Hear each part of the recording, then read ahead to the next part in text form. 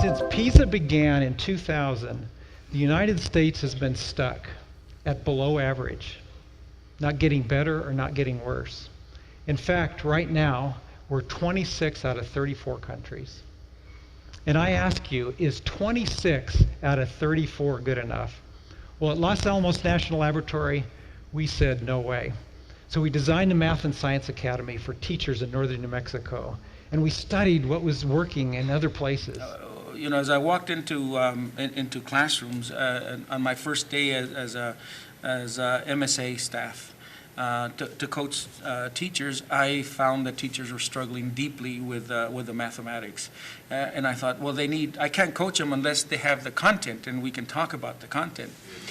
At other schools, and watching mathematics instruction and going, this is really just procedures.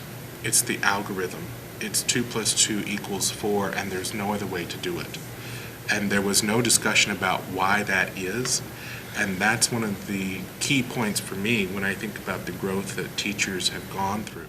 The whole idea when I first heard it is like, you know, they're going to teach us, they're going to reteach us how to teach mathematics and science. And it sounded interesting, but I was like, well, the way I'm doing it seems pretty good. But after you go through it, you're just, you know, you go through the program and you just realize in many cases that the way that you've been teaching is very ineffective, you know.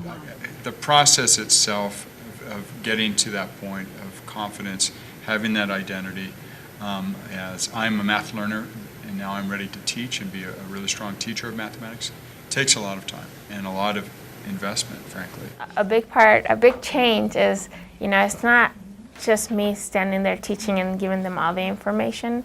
That's a big change, I think, for all of us, where we have to, you know, give the kids control. I think one of the ways that it's really changed a lot is, one, knowing that, like, I always thought I was pretty good at math. Science, I felt okay, but I didn't feel as strong. And now I'm realizing that you really have to be solid in the content knowledge. The biggest part that has impacted me is the Native American leadership aspect of it, where you begin looking at being a leader for a community, for a specific population, that being that population, the Native American learner. So when you are in a population like that, it is definitely different. Their approaches are different. The material has to be different because they are definitely under different experiences in their culture, in their village.